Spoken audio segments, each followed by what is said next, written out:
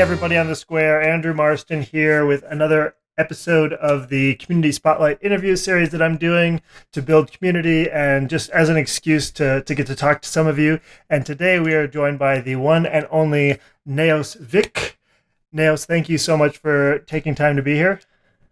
No problem. Thank you for inviting me.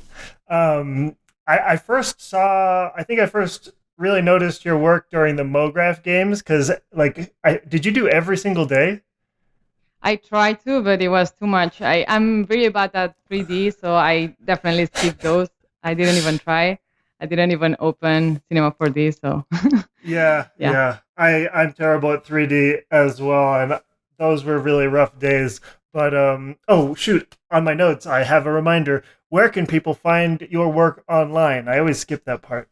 No worries. You can find everything on neusvich.com.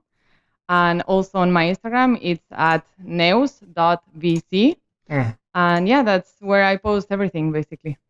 Awesome. And right about now, I'll also be playing your reel over this section.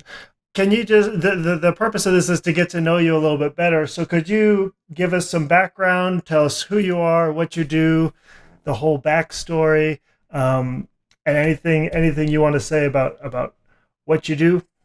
Absolutely, yes. So actually, after school, I started a business that didn't go well, really. So after that, I moved to audiovisual communication, which is in universities for years. And after that, I studied to be a film editor. That didn't go that well because when you are studying for that, you usually edit student films. So I don't know if you've seen any student film, but they are not very good.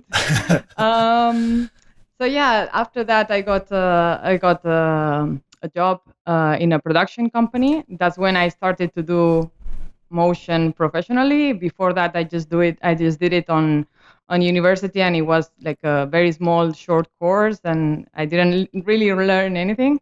We were in After Effects CS5. It was very slow. It was very frustrating. So yeah, you get the picture.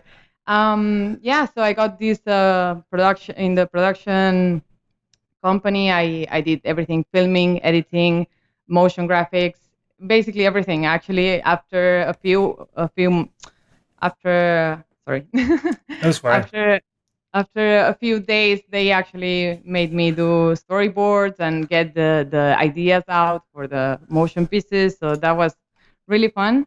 And then after that, I got an opportunity to move to Barcelona because I'm from Mallorca in Spain. And then I moved to Barcelona, which is way bigger. There is a bigger community, bigger opportunities. So I moved there. I was a full-time video editor for a startup. I was there for 3 years. But there wasn't many opportunities to do motion design. You will see some of my pieces on my show reel are actually from that job, but I had to ask them to please allow me to do some motion graphics for them. And after that, I said, okay, if you have a motion design position, I would apply. But if you don't, I have to move on and move to something else because I want to be 100% motion designer.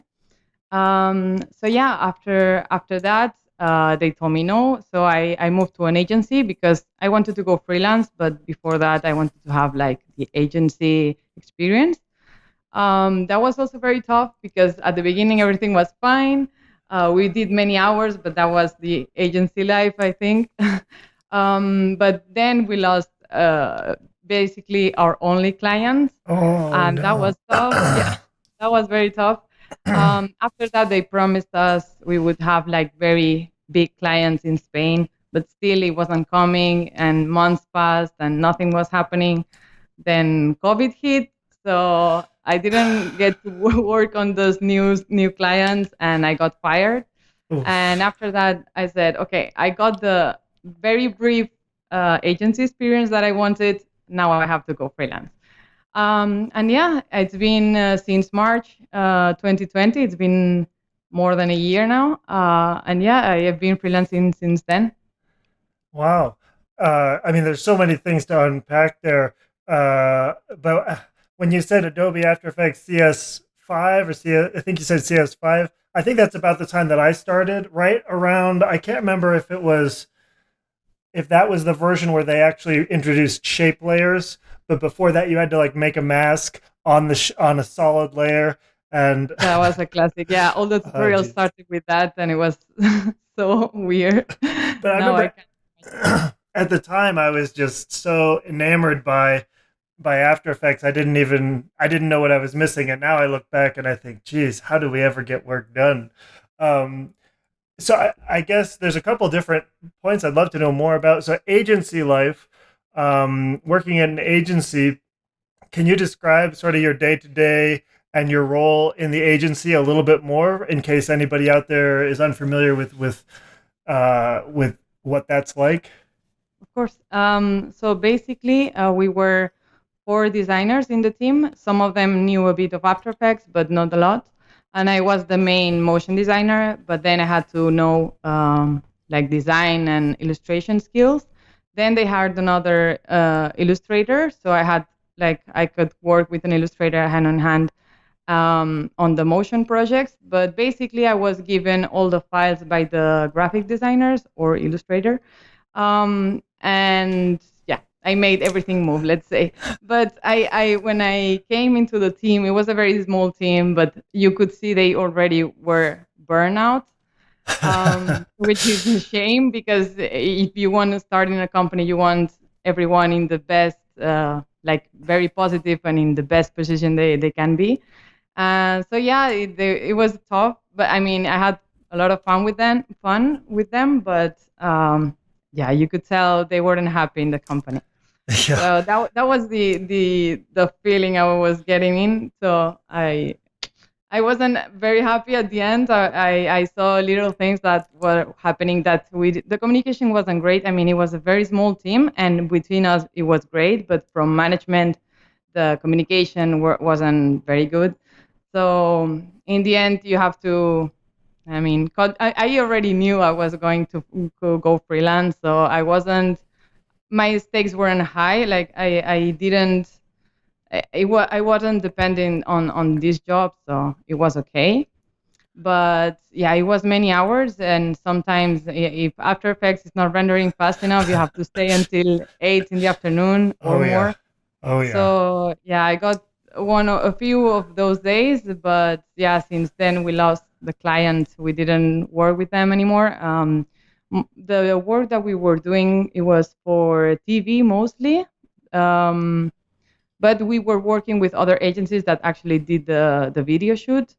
So we had to send a lot of files back and forth. Yeah, clean the images, and there was a lot of work that I wasn't used to doing motion graphics, plain motion graphics. Um, so yeah, that was challenging, but it was fun. Yeah, at the agencies I freelance at, there's usually quite a range of things that they might ask me to do. Like 1 minute, like I'm doing just moving shapes, and the next minute they're asking me to help rotoscope for some music video or something like that. Was it similar for you then? Definitely. And actually, since they knew I was a video editor, anything that had to do with video editing, it was directly going to me. And but yeah, we did a lot of things too, like a lot of formats. We did a lot for social media too. With I have to say, big brands like it was like they got really nice brands, but yeah, it was tough, and the feedback was like always ongoing. I don't know why they didn't have like a, I don't know, maximum 3 revisions, something like that. They didn't have that with any of the clients, so revisions kept coming and coming and coming. Beautiful. Yeah. It sounds about right. Yeah, It sounds very familiar too. So when you left the agency, you went straight to freelance solo motion designer. Can you talk a little bit about that transition? Because I think a lot of people who take school of motion courses, that's sort of the dream. They read the freelance manifesto, they take school of motion courses, and they basically try to become a solo freelancer or business owner. So, how did you know it was the right time, and what were some things that allowed that transition to happen? And I guess any advice you have about going freelance. absolutely. So at the beginning, it was very tough. I have to say, here in Spain, when you are fired from a company, you get something called paro, and that means that they are gonna that you paid a bit of your salary every month when you are full time, and that's when you don't have a job anymore. You get a bit of, like, you can pay bills. Let's say Mm, that's a bit of money that you get every month from the state. mhm. That would be it. So that's why I wasn't rushing into going freelance. I was like, for the first 3 4 months, I actually wanted to get clients, and then after that, just jump right into it. And yeah, one of the first clients that I had was actually, I was applying for a full-time job. And then I told them, no, I want to go freelance. Maybe you have some freelance work for me. And they were like, no, we really don't. But here's a project. If you can manage, maybe we will be interested in having you full time. So I tried that. And and yeah, the project went well. The communication wasn't there really. Like, I didn't get much other than feedback on the project. But after the project, they told me, okay, that's fine. You did great. Send me the invoice. And they told me, and send the project files. And I was like, Ooh. hmm, red flags. Like, all my alarms went off. I read online that you have to charge extra and so on if you want the project files. So yeah, I sent the invoice, and then I told them, and I'm charging a bit more. Just, it was 15%, and it was really nothing. Now that I think about it, it was really nothing. Mm. Um, but yeah, I sent them the invoice, and they really weren't happy at all. Oh They told me no. that's the first time someone told us they don't want to send the files, or they want to charge for the files. And I was like, what? No, I thought that was the standard. That's what I read. So Yeah. yeah, they weren't happy, and actually they didn't get back to me at all. I actually, I mean, do you still charge for project files? I mean, that's in my world that's kind of standard. Yeah, usually yes, and but I communicated up front, like, Mm, okay, let's talk about projects, and then, do you need the project files? And if they say yes, I just send them. But yeah, the lesson learned: if you want to keep the client happy, maybe you can make a compromise, mm, and maybe just don't charge them 30%, maybe just charge them 15% or nothing, mhm. and they will call you back, or just charge for the project files if you know the client is comfortable with that. Yeah, exactly. Establishing things up front is super critical. And there was somebody else, Liam Clisham, who's on the square. I think he doesn't charge for project files, and his reasoning, in a nutshell, is that it keeps the client happy, so you're actually making more money in the long run. And I can see arguments for both. Um, but yeah, definitely establishing things up front uh, helps a lot. So since you work for yourself, and it sort of sounds like on the surface an ideal dream situation, what are some of the more difficult aspects of being a solo business owner and freelance motion designer that maybe not everybody would see when they're thinking, I want to do freelance. Yeah, definitely would be the non-stable income. You can have months that's literally zero, and then you have really good months. It's very unstable. And actually, I went freelance because I wanted to be a digital nomad and work remotely. Hmm. Before it was a thing, I Yeah. have to say, but then it just happened. um, so yeah, actually, I tried that at the beginning of the year, and I went to Colombia for a few months, Fun. and I was doing both, like exploring and visiting cities, and then working, and those were by far the least money I'd made through the whole year, just because I couldn't focus on doing the work. So I would say, before you try that, just have something more stable. Maybe try to have a retainer client, or a client that comes back to you. Um, so yeah, that would be my advice, because yeah, one of the worst moments, actually, when I was like, yeah, like, not having a stable client doesn't give you a stable income. So that's why it didn't work. But now it's fine. I took a vacation like last week, actually, Oh, nice. And that, Where? yeah, that worked perfectly because I planned for it. I had like two clients that were interested in starting a project, and I said, wait, now Mm. I'm very busy, but still I can tell them, hey, just wait for 10 days. That was the vacation. And then when I'm back, I can call you again and we can see what's happening with the project. Mm. And that worked. Yeah, that was better. Well, where did you go on vacation, if you don't mind me I asking? went to Turkey for the first time. I've never been there. Turkey. It was amazing. What did you think? I loved it. I loved it. I actually want to go back and try to be there for a few months in Istanbul because I love the city. It's very vibrant and yeah, I absolutely love it. So I feel like the digital nomad life, it's a pretty popular idea, and it's interesting to hear, as I would kind of assume that there would be some stress involved. Did you ever have problems with like internet or um, like managing large files? Because I imagine you with like a laptop and maybe an external hard drive. Can you go through the nuts and bolts of your digital nomad setup? Yes, of course. I actually planned for it when I went freelance. So I bought my equipment, everything new. I have the latest MacBook, and that works perfectly. Yeah, and I have a very minimal setup. I have like a stand on the MacBook, and then just keyboard and mouse. I don't use tablets. I tried many times, but it didn't work. And that would be it. Just very light headphones like these ones, so you can have on a call and then have decent audio. And that's worked perfectly. Sometimes the internet is very challenging. And actually, when I was in Colombia, I would say one of the major studios, I'm not going to say which one, but one of the major studios sent me an email. I thought it was like some weird spam. Where did I put my email? That someone spamming me with this. And what I was basically in the middle of the jungle without proper internet. I couldn't even reply with my phone. It Oh, was a disaster. did So basically, I told them just wait until I'm back from basically the jungle, and maybe when I'm in a city, we can talk. So yeah, but in the end, they went in house. So in the end, there wasn't actually a project that I missed, but that's definitely one of the challenges, and I think you have to plan for it.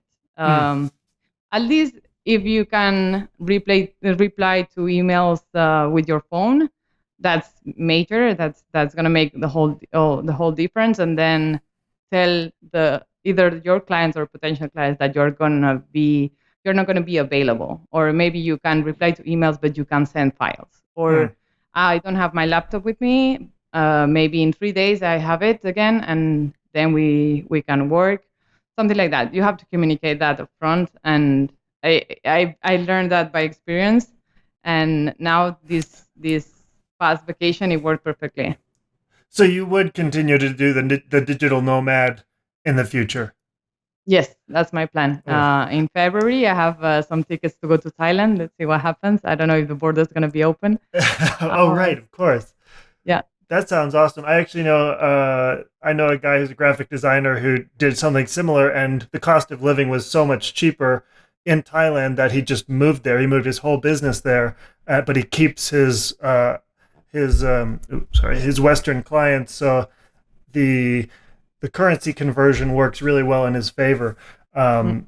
Cool. That man, I'm kind of jealous of the digital nomad life. I feel like that season has kind of passed, or it's not for me right now, but it sounds awesome. So just to transition, I'm gonna switch my screen. So I actually have your website up here. Here's the homepage, but let's go to your work. Earlier, I'm gonna cut in your reel when we're talking about where to find you online, and your reel is amazing, by the way. Um, Actually, no, let's just go to that because I did have a couple questions. I'm gonna mute it, and yeah, the motion is just so smooth, and everything you do, I just can't get enough of it. And this geometry. Mhm. Well, I could go on as we watch this. This was in the holiday card, right? Yes, yes, it was. Yeah, it was about sharing. and I think on holidays everyone's sharing the Wi-Fi actually, and just playing on video games and computer and phone. So yeah. I love it. But this was the interesting thing for me because watching your reel, if I needed a motion designer, I would contact you like without question. But then I was looking through some of the credits, and I was just curious on your approach to making a reel with uh, including personal and paid work. hmm Yeah, actually, some of them you will see they don't have a link. Like if you see the list on the feature project, Sure. the jumping orange doesn't have an actual page because it's just an exercise. I don't know. I was practicing probably bouncing and squash and stretch and so on, and I just that came up. It wasn't a big thing, but I think in the end it looked good. I put a lot of effects on it, so I said, okay, if it looks good, it's gonna go on the reel. Yeah. Basically, my thinking. I love them. You have some real clever match cuts here, which I think go a long way.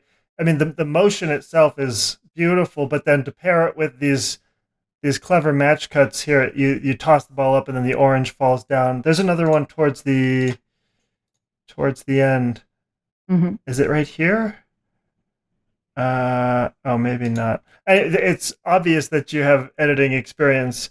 hmm So just in general, and I think I have the same philosophy. You include basically whatever work you've done, paid or unpaid, that is the best. That's good for a reel. Would you say? Yeah, definitely, exactly. Mm-hmm. And even if it's paid work and you have an NDA, first ask if you can add it. But yeah, I usually put everything I can. That looks good. Mm. Yeah. Oh, let me mute this. Um, are you familiar with Ordinary Folk, the studio? Yes. Yes. Yeah, they're Yeah. maybe my favorite studio. And when I saw this, I thought, geez, this looked so much like something they would do. Just beautiful, simple shapes that have been animated perfectly. Um, so I guess I have my favorites. I've looked through most of these, but which of can you pick one that you're really proud of, and we'll look at it a little bit further? Actually, the one that you mentioned, the break free one, Yep. this one, I have to say, it's an exercise for a course. But I absolutely redesigned everything. I just used the tips that they gave. It was a course on Creana by Jorge Canedo, Oh actually, yeah. Ordinary Folk. So yeah, that's why it looks so familiar. But I thought it was a great exercise because it's a really good exercise because you have to the shapes have to mean something. And actually, this project was before going freelance or during going freelance. So I wanted to break free from working in the agency, and I was a bit burned out working with the startup. So that's what I did this piece, and in the end, it was a really a real piece. Mm. Um, so yeah, that's that. But it's an exercise. I think you can add also tutorials and exercises on even if it's courses and so on, because this um, you have this process that you learn on a course, and then you can apply it to your style, to what you want to communicate. You can change it so it doesn't look like an exercise from a course, and it looks actually like your exercise and your something that you want to communicate. Mm. I love that philosophy. I completely agree. Um, how did you do? Oh, is this the echo? Did you use Yes. echo? How Yes. did you pre-comp it? Maybe if you remember, how did you apply the texture to the whole echo? Do you remember? Um, Super smart. I actually didn't. I have to think about it. Maybe I could pull up the After Effects, and Oh after no, that I can't tell you, but it's fine. You don't I have to. don't remember. It's I just don't so remember. smart because usually you can tell if it's an echo because you see the clear repetitions. But even after watching it, I had to freeze frame, and only now do I have a guess that it's the echo. But that texture on top, maybe you pre-comped it or like made a mask or something. I mean, not a mask. Used the echo layer as an alpha matte. Um, Yeah, I think so. Yes. Maybe I maybe I wrapped it. I'm not sure. I don't remember. I have to check that. Oh, it's fine. No, no, no need. And I'm interested in your process as well. I love that you include some of your kind of behind the scenes on your site. Um, so, is there a standard process that you usually go through when creating either a personal piece or a paid piece, just a motion design piece in general? I usually I dedicate a lot more time on personal pieces like this one, just because I don't have a clear vision until the end. And usually when I get clients contact me to do a motion piece, they already have a clear idea. Maybe just they just have maybe the text, and maybe they have a voiceover already recorded, or maybe they have a song they want to work on. Probably they have more than that, but that's enough to have an idea, and maybe you can picture it in your head. But when it's a personal project, I find that very, very difficult. So yeah, I just started with break free as a concept and went from there. But you see on the sketches that I had many ideas. I was about to break a wall or something like that, but I didn't know how to do it. That it looked good, so in the end, it wasn't in the final piece. But I went a lot back and forth, and with client projects, usually I don't go back and forth that many times. Sure, that makes sense. Um, Awesome. I think just I hope everybody goes and sees all your pieces. I wish that we had time to just go through all of them. There's some everybody please go take a look. It's very inspiring. Oh, and also I have up here the motion designers vault, which I think everybody, especially students, could benefit from. Can you talk a little bit about what this is? Hmm. So yeah, this is one of my side projects, I would say. I found that I buy a lot of courses, but I don't take them. So I started to do a database on Notion with all the courses I bought, but I didn't take, so I could track my progress. And after a while, I had like a long list of courses, like a long, long list. And I thought maybe people are interested in that and knowing which courses are out there for motion designers. And that's when this started. I started to create a database with all the courses that I knew, with all the price points, the skills that you want to learn, the level you need. And that just kept standing. And I added YouTube channels so you can learn for free. Then there is podcasts, there is communities, and just the list goes on. And I added a lot of marketplaces where you can sell your files, ways you can earn money. Then there is a bunch of links for on blog posts that tell you how much to charge. So there's a lot of information that I would suggest anyone that's starting on motion design to take a look, and that's a good investment if you are not sure which course it's right for you, or which communities people are sharing and everything. So yeah, I would recommend definitely check it out, and if it's helpful, just get it. And if you have any questions, or you have a suggestion, or you want to add a point to the motion vault, just DM me on Instagram. I'm always replying, and yeah, that would be it.